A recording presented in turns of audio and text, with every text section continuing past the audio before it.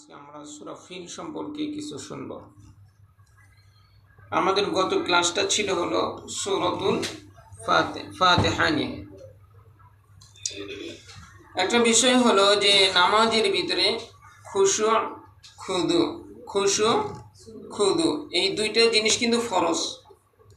কেউ যদি নামাজের ভিতরে এই দুইটা জিনিস আদায় না করে তাহলে তার নামাজ হবে না। খুশু খুদু। এখন খুশু খুদু তো আমরা জানিই না।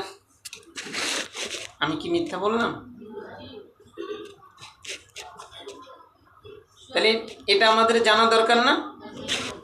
আপনাদেরকে সহজে শিখাবো, একবারে সংক্ষিপ্ত কথায় সহজে এই দুইটা বিষয় শিখে রাখবেন। নামাজের ভিতরে খুশু আর খুদু এই দুইটা জিনিস হলো ফরজ।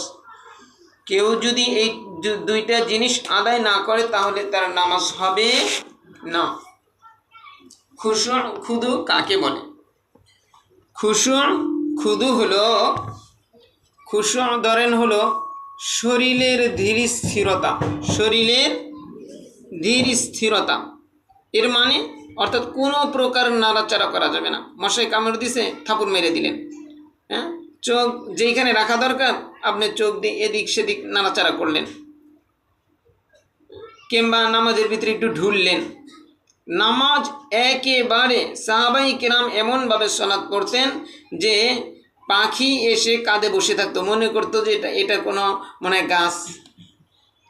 পাখি এসে কাঁধে কিংবা মাথায় বসতো।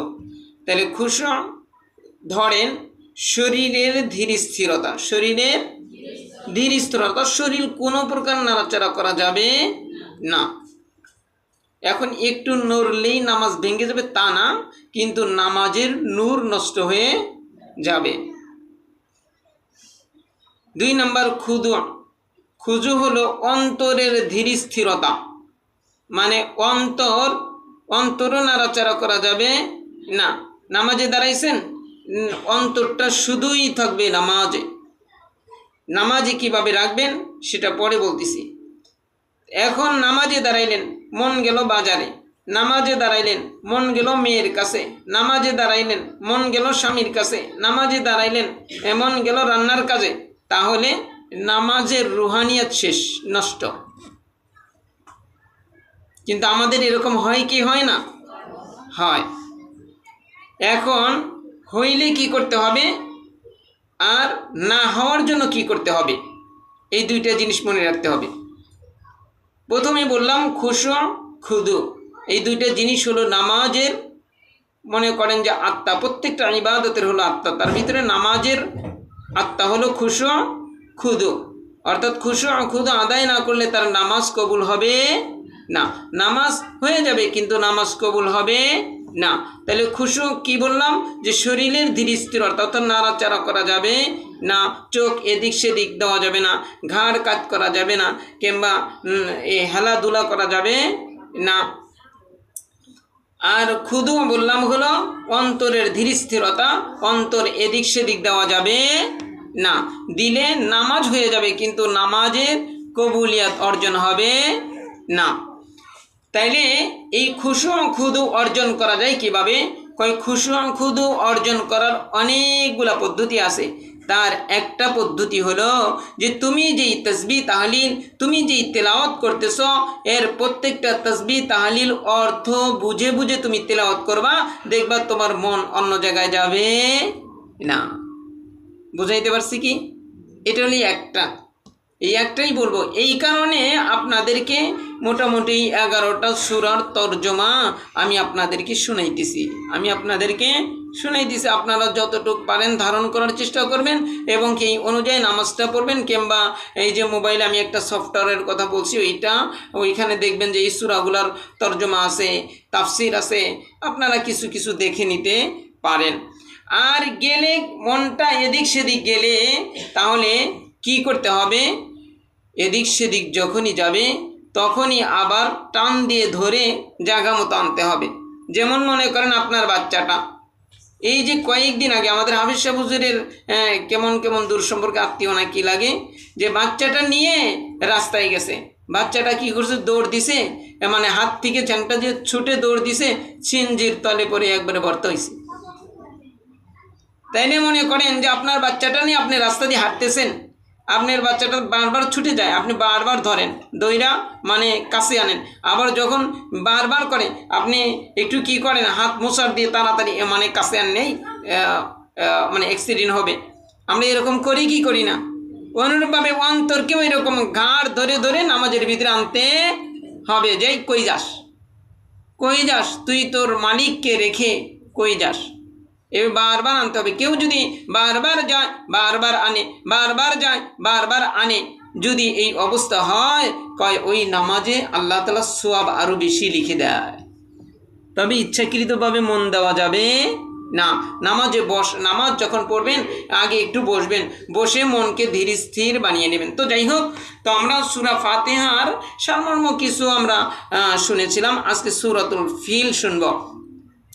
তাফসিরের একটা কিতাব আছে, সেই কিতাবটার নাম হলো তাফসিরে মাজহারি।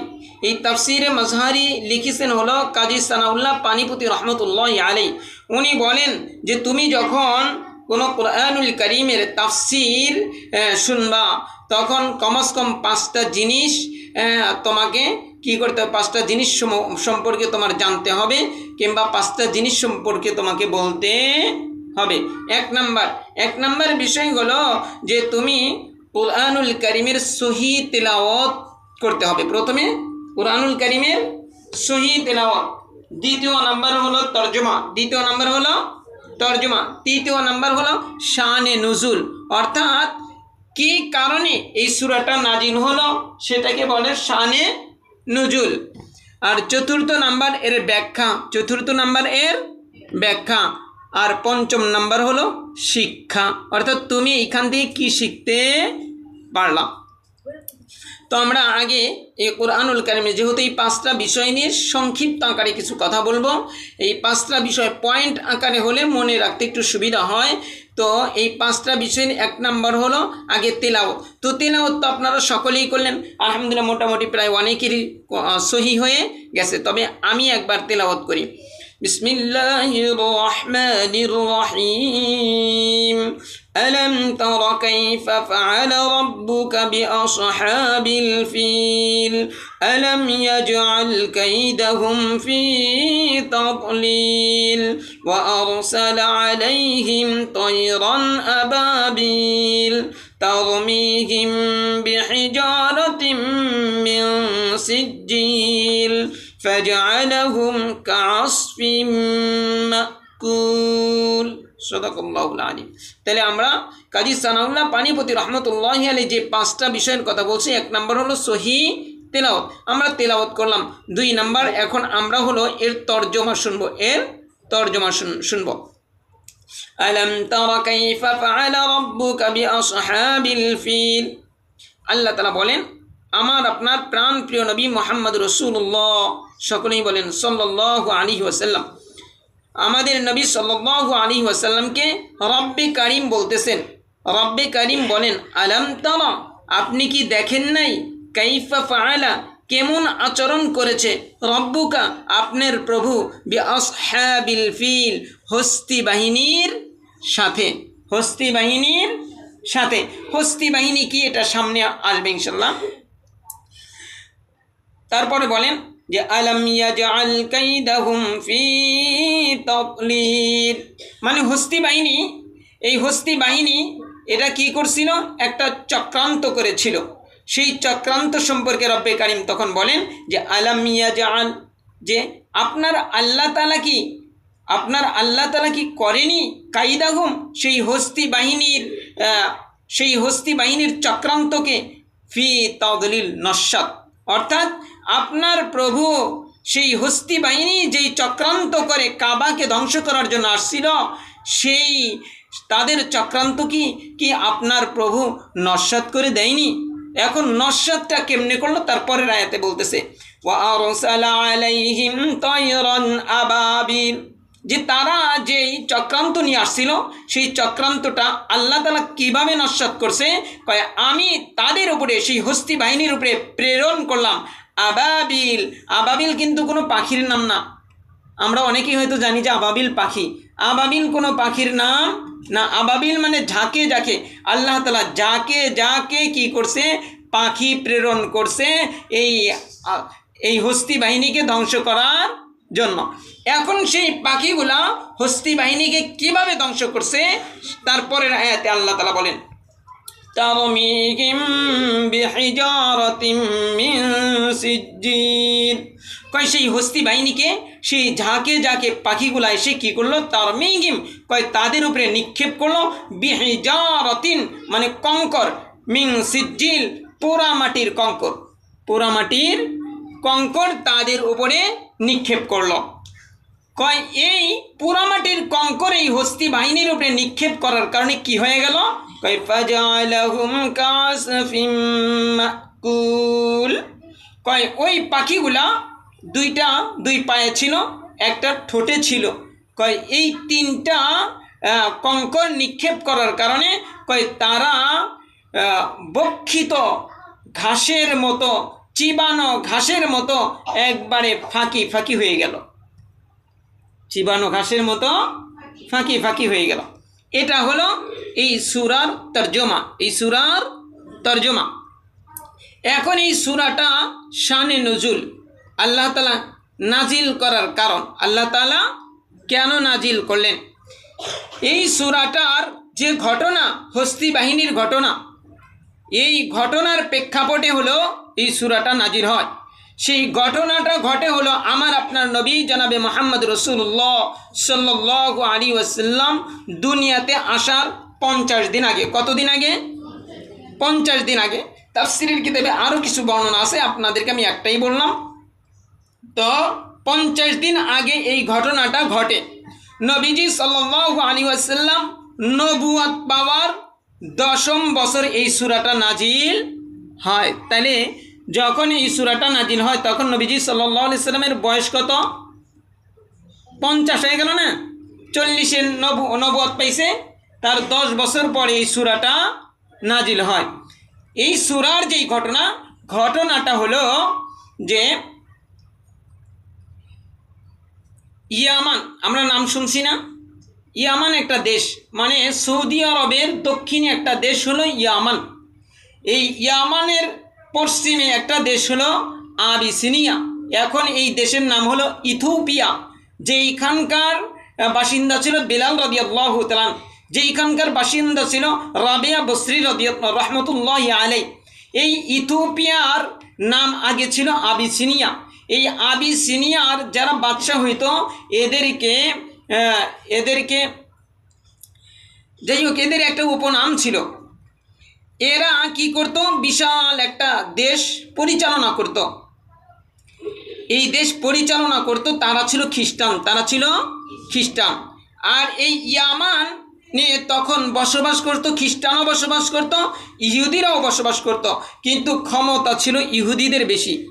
এই ইহুদিদের বেশি থাকার কারণে খ্রিস্টানদেরকে তারা কি করত, মারত, কেউ কাউকে জবাই করত, এরকম অত্যাচার করত। তখনই আবিসিনিয়ার বাদশা উপাধি ছিল নাজ্জাশী। এই নাজ্জাশী কি করলো, সে তার সেনা প্রধান এবং কি সেকেন্ড যে প্রধান ছিল আব্রাহা, এদের দ্বারা কি করলো, এই ইয়ামানকে আক্রমণ করলো। ইয়ামানকে আক্রমণ করে এই নাজ্জাশী বাদশা পুরো দেশ ইয়ামান এই দেশটা দখল করে নিল। দখল করার পরে এখন এই দখল করতে যেয়া দুইজন নেতৃত্ব দিছে, একটা হলো আব্রাহা আর একটা হলো ওই আর যে সেনাবাহিনীর প্রধান ছিল সে নামটা ভুলে গেছি।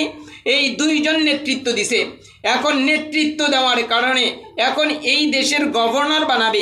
এখন আব্রাহা কয় আমি হব, আর ওই সেনাপ্রধান কয় আমি হব।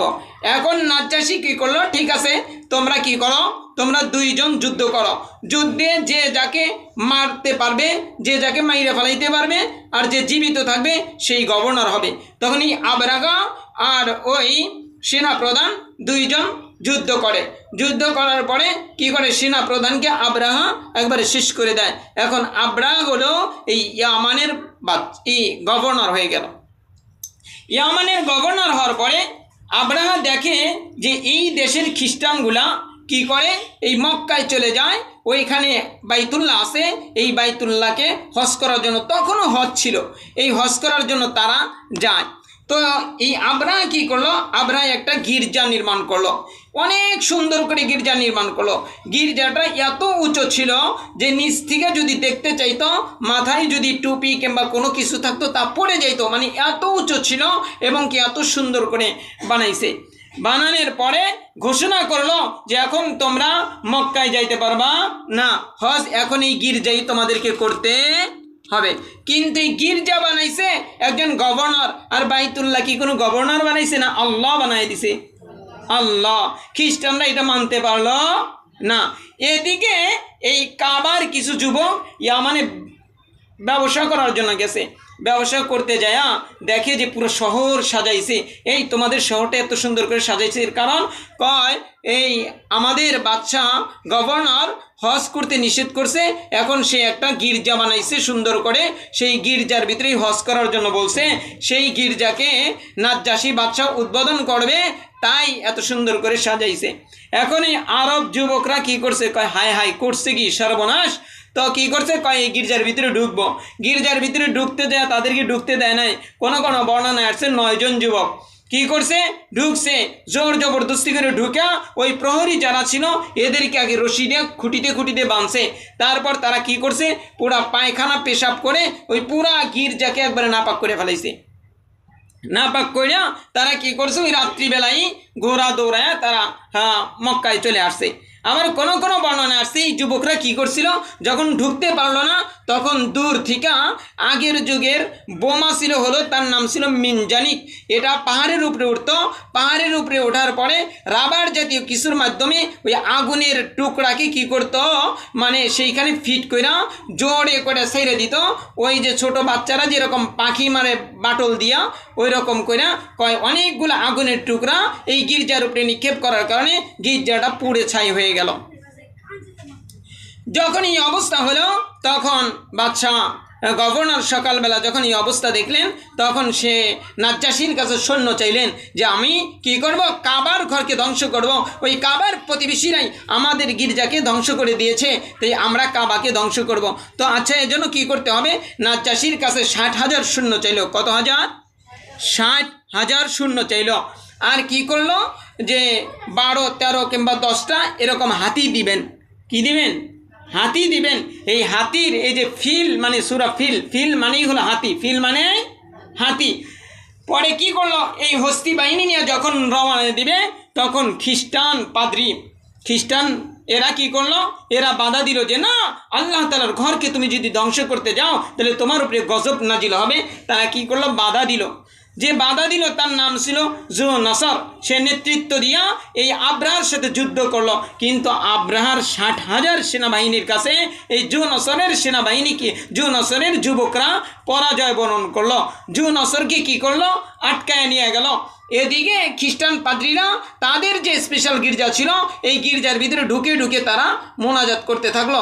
মোনাজাত করতে করতে ওই সময় তো আর মুসলিম ছিল না, খ্রিস্টানরাই আসল ছিল, খ্রিস্টানরাই আল্লাহ তাআলার মানে পছন্দের বান্দা ছিল। তারা কি করলো, তারা এই গির্জার ভিতরে রোনাজারি করতে লাগলো যে আল্লাহ, আমরা তো যুদ্ধ করলাম, আমাদের অনেক যুবকদেরকে সে ধ্বংস করে দিল, আল্লাহ তুমি বাইতুল্লাহকে হেফাজত করিও। এরকম যখন দোয়া করলো সঙ্গে সঙ্গে আল্লাহ তাআলা গায়েব থেকে একটা আওয়াজ দিল যে তোমরা দোয়া বন্ধ করো, আমি বাইতুল্লাহকে হেফাজত করব আর ওদেরকে আমি ধ্বংস করে দিব। এইটা যখন তারা শুনতে পাইল তখন এই খ্রিস্টান পাদ্রীরা পরামর্শ করলো, ঠিক আছে, ওদের ধ্বংস আল্লাহ তাআলা কীভাবে করে এটা দেখার জন্য নাসের নামে এক পাদ্রীকে পাঠিয়ে দিল। নাসের নামক এক পাদ্রী সে কী করলো, বাইতুল্লাহর কাছে এসে সে কিছু জমজমের পানি আর কিছু খেজুর নিয়ে সারা পৃথিবীর সর্বপ্রথম যেই পাহাড়, সেই পাহাড়টার নাম হলো জাবালে আবি কুবাইস। এই পাহাড়টা কাবার পাশেই, এই পাহাড়ের উপরে একটা গর্তের ভিতরে উঠে এই নাসের পাদ্রী অবস্থান করতে থাকলো। আর এদিকে আব্রাহা চলে আসলো। আব্রাহার রাস্তার মধ্যেও কয়েকটা গোত্রের সাথে যুদ্ধ করলো।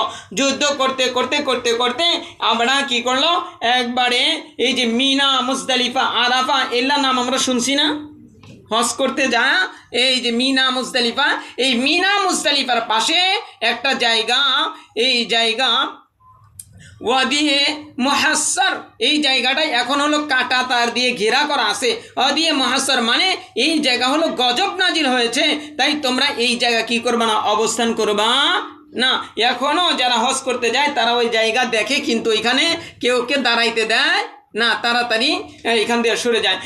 কী করলো, আব্রাহা তার এই 60,000 সেনাবাহিনী নিয়ে সেইখানে এসে অবস্থান করলো। এদিকে আল্লাহ তাআলার কুদরতি খেলা শুরু হয়ে গেল। এদিকে আব্রাহাকে তার পুরো সেনাবাহিনীকে কানাওলাই ধরল।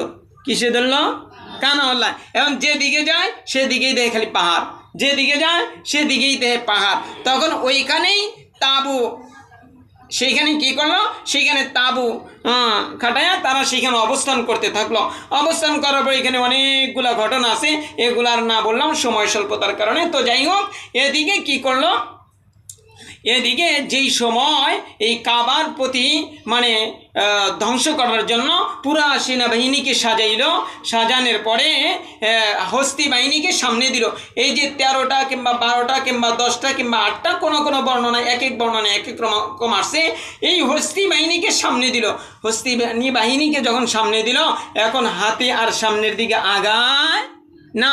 এই হাতির যে প্রধান হাতি ছিল, সেই হাতিটার নাম ছিল মাহমুদ, সেই হাতিটার নাম ছিল মাহমুদ।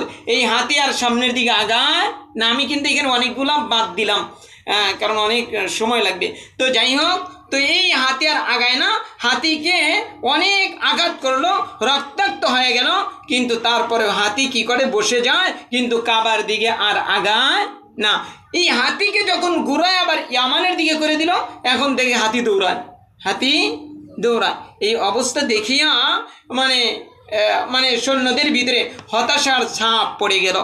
হঠাৎ করেই দেখলো যে ওই কাবার যে পাশেই একটা সাগর আছে, সেই সাগরটার নাম হলো আরব সাগর, লোহিত সাগর। এই সাগর থেকে দেখে কি আসতেছে, যে ছোট ছোট পাখির ঝাঁক, ছোট ছোট পাখির ঝাঁক। এই ছোট ছোট পাখির ঝাঁক এসে কি করলো, তাদের উপরে ওই পাথরগুলা নিক্ষেপ করা শুরু করে দিল। যখন ওই পাথরগুলা নিক্ষেপ করা শুরু করলো, কি হলো, যে পেটের ভিতরে মাথা দিয়ে ঢুকলো। ঢোকার পরে ওই পাথরটা যখন পেটের ভিতরে গেল, যাওয়ার সঙ্গে সঙ্গে তার শরীরের যা কিছু আছে ওই পাথরগুলা চুষে একবারে খেয়ে তারপরে ফালায় দিছে। যখনই পড়ে গেছে, একবারে মাটির সাথে বালুর মতো মিশে গেছে, মাটির সাথে বালুর মতো কিংবা ওই ভুসির মতো হয়ে গেছে। যেমন আমি একটা উদাহরণ দিই, সেটা হলো যেমন গম। আপনারা দেখছেন যেই গম কিংবা চাউলের ভিতরে কালো এক ধরনের পোকা হয়, এই পোকাটা ভিতর থেকে খায়া ফেলায়, কিন্তু দেখা যায় যে বাইরে সব ঠিকই আছে, বাইরে সব ঠিকই আছে, কিন্তু মায়েরা যখন ওটাকে ধুইতে নেয়, দেখে ওই চাউলগুলা ভেসে ওঠে, ওই চাউলগুলা ভেসে ওঠে। যখন ওই চাউলটা ডলা দেয়, সঙ্গে সঙ্গে ওটা কি ফাঁকি হয়ে যায় না? কারণ ওর ভিতরে কিছু নাই।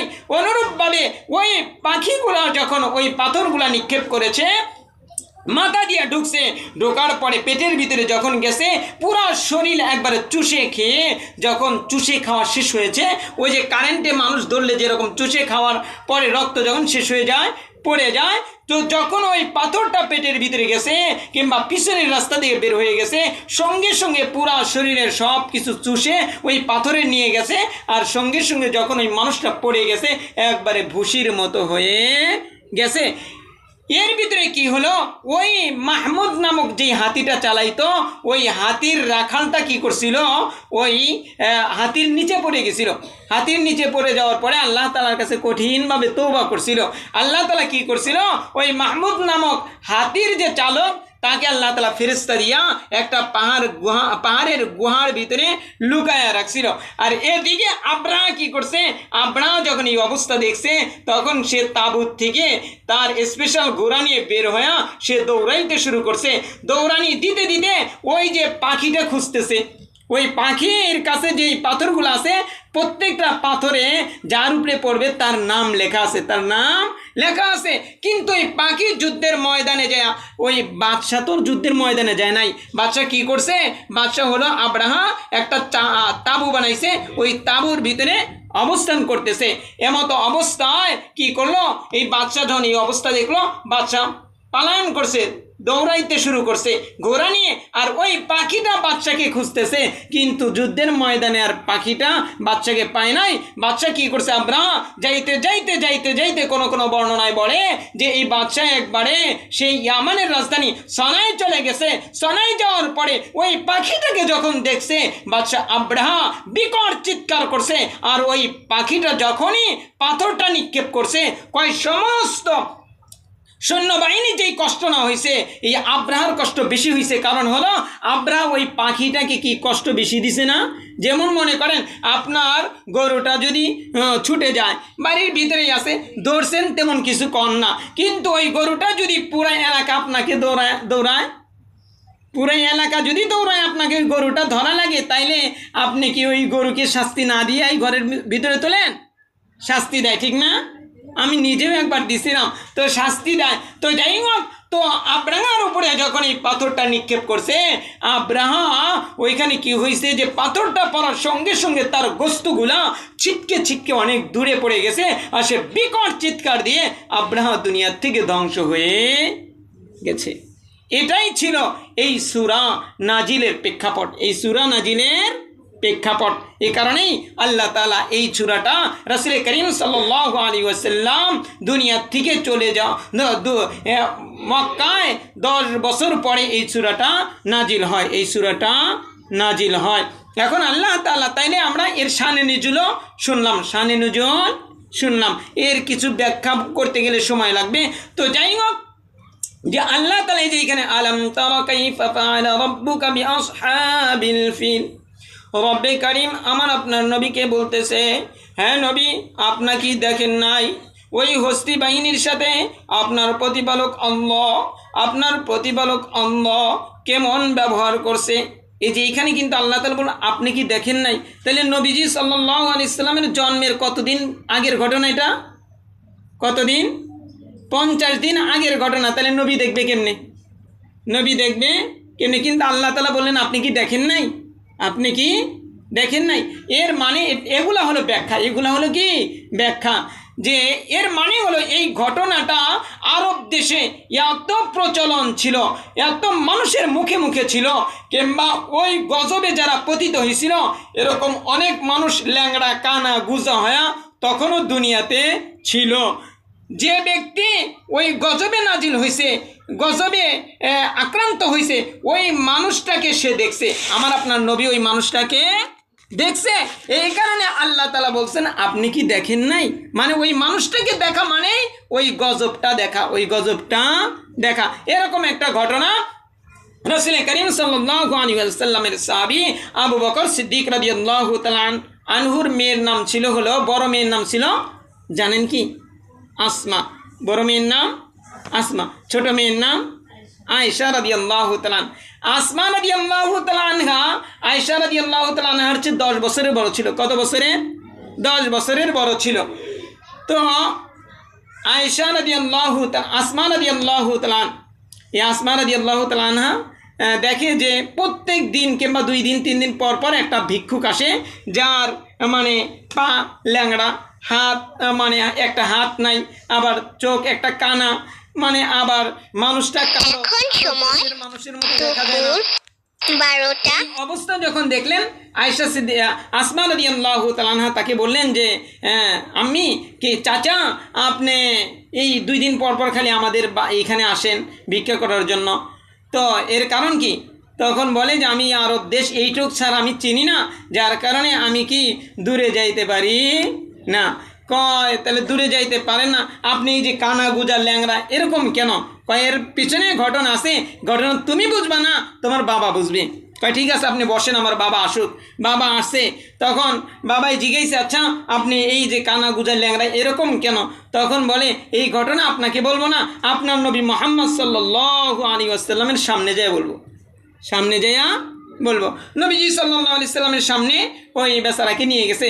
নিয়ে যাওয়ার পরে তখন রাসূল সাল্লাল্লাহু আলাইহি সাল্লাম বলতেছে আচ্ছা তুমি তোমার ঘটনা বর্ণনা করো। তখন বলে যে ইয়া রাসূলুল্লাহ, আপনি যদি আমার জানের নিরাপত্তা দিতে পারেন তাহলেই আমি ঘটনা বর্ণনা করব। তখন বলে যে আচ্ছা ঠিক আছে, তোমাকে কেউ কোনো আক্রমণ করবে না, তুমি তোমার ঘটনা বর্ণনা করো। তখন এই পুরা ঘটনা বর্ণনা করে যে ওই যে হস্তি বাহিনীর যেই ঘটনা, ওই হস্তি বাহিনীর প্রধান যে হাতিটা ছিল, ওই হাতির নাম ছিল মাহমুদ। ওই মাহমুদ নামক হাতির পরিচালক ছিলাম হলো আমি, পরিচালক ছিলাম আমি। তখন রাসূল সাল্লাল্লাহু আলাইহি সাল্লাম বলে যে আচ্ছা, তো যাই হোক, তো ওই হস্তি বাহিনীর নিয়ে আল্লাহ তাআলা তুমি যে এখানে আসছো, এই আসার 2 দিন আগেই হলো এই সূরাটা আল্লাহ তাআলা নাজিল করে পুরা হস্তি বাহিনীর ঘটনা আমাকে শুনায়া দিছে। আল্লাহ তাআলা শুনায়া দিছে, ওদিকে ওই কানা গুজার ল্যাংরা বেচারাও বলল। বলার পরে রাসূল সাল্লাল্লাহু আলাইহি সাল্লাম বলতেছে আচ্ছা, তাহলে এখন কি আমাকে নবী হিসেবে তোমার মেনে নিতে কোনো বাধা আছে? তখন বলেন না, আমাকে আপনি কালেমা পড়াইয়া দেন, লা ইলাহা ইল্লাল্লাহু মুহাম্মাদুর রাসূলুল্লাহ। ও মা, যখন আমি এই যে সূরাটা নামাজের ভিতরে তেলাওয়াত করব, তখন যদি আমি আর আপনি এই তর্জমাটা একটু খেয়াল করতে পারি, এই ঘটনাটা যদি আমি আর আপনি একটু খেয়াল করে নামাজ পড়তে পারি, তাহলে দেখবেন নামাজের ভিতরে কিন্তু আলাদা একটা মজা পাওয়া যাবে। তখন দেখবেন যে আপনার দিলটা বাহিরে কিন্তু যাবে না, আপনার দিলটা বাহিরে যাবে না। আরে যদি কেউ আল্লাহ তাআলার এই কালামের ওপরে, আল্লাহ তাআলার ঘর মসজিদের ওপরে কেউ যদি মনে রাখিয়েন, ওই যে আবরাহা কি করছিল, আক্রমণ করার কারণে আক্রমণে আল্লাহ তাআলা তাদেরকে ধ্বংস করিয়া দিছে। ও মা, আপনিও মনে রাখিয়েন, আপনি যদি এই যে মসজিদ মাদ্রাসা কোরআনের সাথে বেয়াদবি করেন, মনে রাখিয়েন আল্লাহ তাআলা হয়তো আপনাকে আবাবিল পাখি দিয়া ওই পাথর নিক্ষেপ করে আপনাকে ধ্বংস করবে না, কিন্তু আল্লাহ তাআলা কিন্তু ভিন্ন রকম আযাবের মধ্যে আপনাকে পতিত করবে। তাই সবসময় খেয়াল রাখবেন যেন মসজিদের সাথে কোনো প্রকার বেয়াদবি না হয়, যেন মাদ্রাসার সাথে কোনো প্রকার বেয়াদবি না হয়, যেন কালামুল্লাহর সাথে কোনো প্রকার বেয়াদবি না হয়। এদেরকে যে যত বেশি সম্মান করবে আল্লাহ তাআলা তাদেরও সম্মান বাড়ায়া দিবে। তাই মারে হাতে ধরে পায়ে ধরে বলি, নিজেদের জীবনটাকে একটু সুন্দর করার চেষ্টা করেন। ওই যে আবরাহা কি করছিল, অহংকার করছিল। ও মা, আমাকে আপনাকে অহংকার করা যাবে না। মনে রাখিয়েন, অহংকার কিন্তু ধ্বংসের মূল, অহংকার কিন্তু ধ্বংসের মূল। তাই দিল থেকে অহংকারটা বের করে দেবেন, দিলের ভিতরে যত বিনয় আনবেন।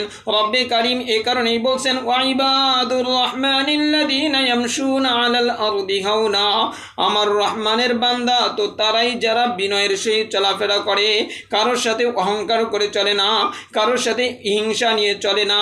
ও মা, দিলের ভিতরে যদি অহংকার আর হিংসা থাকে, মনে রাখেন আপনি যত ইবাদত বন্দিগি করেন না কেন, সমস্ত ইবাদত বন্দিগির মধ্যে নিজ হাতে যেন আগুন লাগাই দিলেন।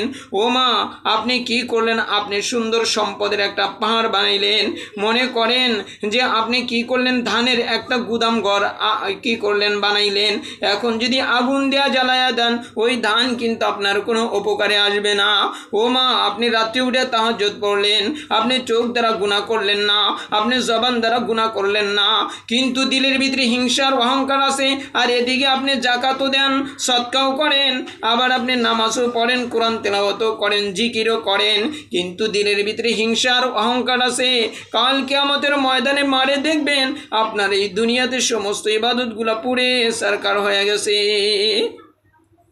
তাই মারে আল্লাহ রসুল সাল্লাল্লাহু আলাইহি ওয়াসাল্লামের সাথে দিলে যে যত বেশি মহাব্বত লাগাইতে পারবে, এদেরকে যে যত ভালোবাসতে পারবে, তাদের দিল থেকেই হিংসার অহংকার দূর হয়ে যাবে। যদি কেউ নবীজি সাল্লাল্লাহু আলাইহি ওয়াসাল্লামকে ওই রকম ভালোবাসতে পারে, তাহলে দুনিয়াতেই সে মৃত্যুর আগে নবীজিকে দেখা সে ইন্তেকাল করবে। শুধু তাই না, আমার উস্তাদের বাবা মুফতি নুরুল্লাহ রহমতুল্লাহি আলাইহি ওই জামিয়া ইউনুসিয়ার উনি মুহাদ্দিস ছিলেন। উনি কি করছে, যখন ওনাকে একটা হাদিসের কিতাব পড়ানোর জন্য দায়িত্ব দিছে রে মা, উনি কি করছে, মদিনায় চলিয়া গেছে। রওজার পাশে যায়া নবীজিকে সালাম জানায়া নবীজিকে বলতেছে, ইয়া রাসূলুল্লাহ, ইয়া হাবিবাল্লাহ, আপনার হাদিসের কিতাব আমাকে পড়ানোর দায়িত্ব দিছে, কিন্তু আমি আপনার অনুমতি ছাড়া আমি আপনার কিতাব পড়াবো না। তো আপনি যদি অনুমতি দেন তাহলে আপনার হাদিসের কিতাব আমি পড়াবো। এইরকম 3 তিনবার বলছে, কিন্তু রওজার থেকে কোনো কথা আসে না। তিনবার পড়ার পরে আমার উস্তাদের বাবা মুফতি নুরুল্লাহ রহমতুল্লাহি আলাইহি পিছনের দিকে হাঁটা দিছে, আর নবীজিকে বলতেছি, ইয়া রাসূলুল্লাহ, ইয়া হাবিবাল্লাহ, আমি দূর দেশ থেকে আসছিলাম, আমি আমার দেশ বাংলাদেশ দূর দেশ, সেইখানকার একটা এলাকা, সেইখান থেকে আমি ইয়া রাসূলুল্লাহ আসছিলাম, কিন্তু আমার গুনার কারণে হয়তো আপনি আমাকে অপছন্দ করিয়া আপনি আমার সাথে কথা বললেন না। এইটা বলিয়া যখন চলিয়া আসতে নিছে, তখন দেখে রওজার থেকে আওয়াজ আসতেছে, মুফতি নুরুল্লাহ, ও মুফতি নুরুল্লাহ, যাও, আমি তোমাকে অনুমতি দিলাম, তুমি যদি হাদিসের কিতাব না পড়াও, কে হাদিসের কিতাব পড়াবে? ও মা, দেখেন তাদের জীবনটা কেমন ছিল, তাদের জীবনটা কেমন ছিল। মারে, এই যে আজকে তো আমার মনটা ভেঙে গেল, আরে কয়েকদিন আগেই ওই বোনটার বিয়ে হলো, কিন্তু আরে কত সুন্দর সংসার, কিংবা কত আনন্দ ফুর্তির মধ্যে ছিল, কিংবা কত চিন্তা ফিকির ছিল এরকম এরকম করে করে সংসার সাজাবে, কিন্তু না, দুনিয়ার থেকে চলিয়া গেছে। ও মা, মনে রাখেন, প্রত্যেকটা সেকেন্ডে কিন্তু সারা পৃথিবীর মধ্যে প্রত্যেকটা সেকেন্ডে প্রায় 4-5 জন করে মানুষ পুরো পৃথিবীর মধ্যে ইন্তেকাল করে। আর এই এতগুলা মানুষ মরে যাওয়ার পরেও আমি আর আপনি দুনিয়াতে বেঁচে আছি। মনে করিয়েন না আমি আর আপনি মরবো না, আপনাকে আমাকে মরতেই হবে। কোন সেকেন্ডে যেন আপনার আমার মৃত্যুটা লেখা হয়ে গেছে, ওই সেকেন্ডটা যখন আসবে মানে সেই দিন কিন্তু আমাকে আপনাকে থাকা যাবে না। তাই মারে করজোর অনুরোধ করি, এই চোখের দ্বারা মোবাইলে গুনাহ করিয়েন না, এই চোখের দ্বারা বিন পুরুষকে দেখিয়া গুনাহ করিয়েন না, এই হাত দ্বারা গুনাহ করিয়েন না, এই পা দ্বারা গুনাহ করিয়েন না, এই জবানের দ্বারা গুনাহ করিয়েন না।